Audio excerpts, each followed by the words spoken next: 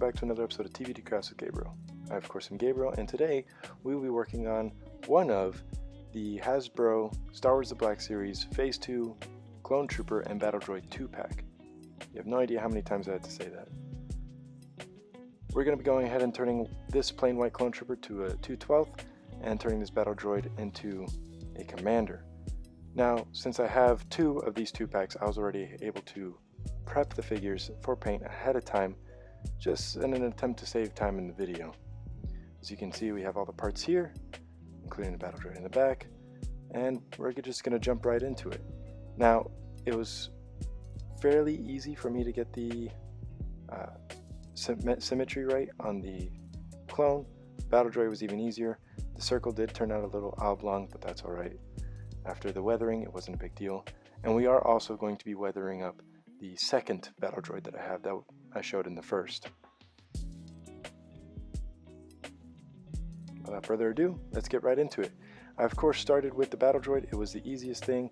I went ahead and just put some yellow paint in my airbrush and just got to it. It was really simple. I did maybe 2 or 3 coats, not a big deal. It turned out to be pretty much the perfect yellow.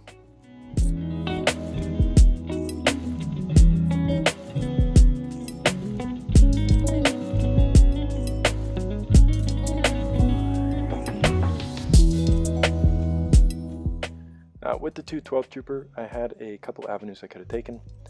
I did find a small bottle of orange paint in my drawers, though after testing it, as you will see, it was a little darker than what I wanted. It just was a little too red in hue once it was all dried out.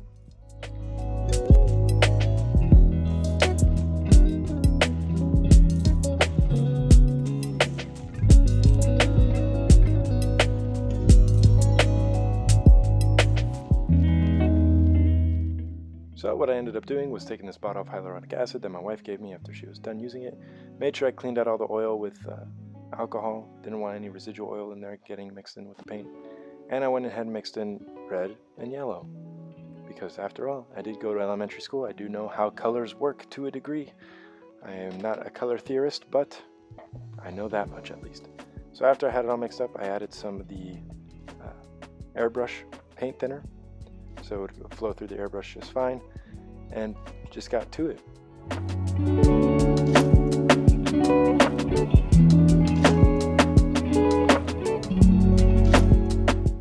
Now, because I am a dingus, I did end up not filming any of that painting sequence.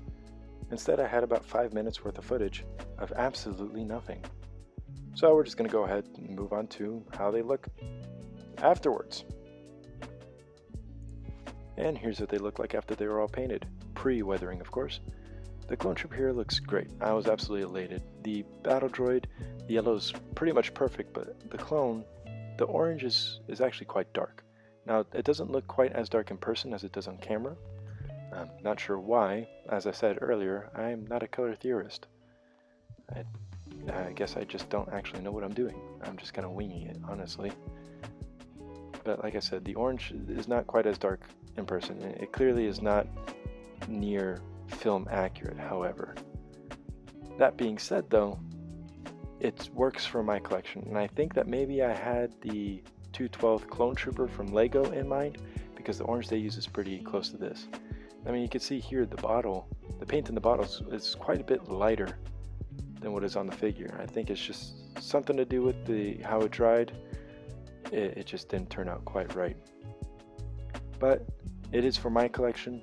It's not for, I'm not selling these. They work for my collection. I'm actually really happy with it. And now moving on to weathering, we're going to weather all 3 of these figures. I'm going to chip the paint on the 2/12, add a black wash and a brown wash to his boots, and then just a black wash to the other 2 droids. Now when it came to weathering, I did end up deciding that I wasn't going to film all 3 figures being weathered.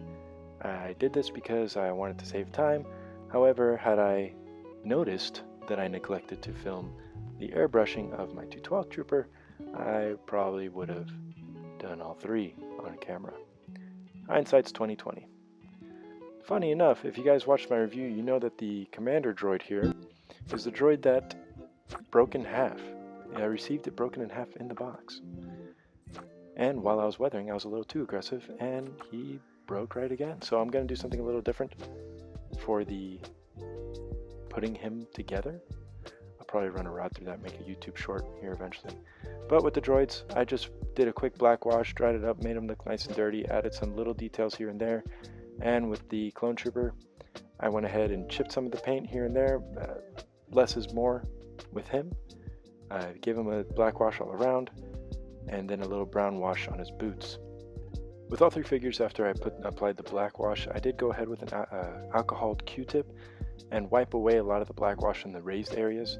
But with the Commander and the 212 Trooper specifically, I also went ahead and very lightly went over the painted areas to remove some of that wash. And it actually, funny enough, made the Clone Trooper the shade of orange that he is. It made it a lot lighter after the wash, as well as kind of desaturated or saturated, I don't know what the right word is here.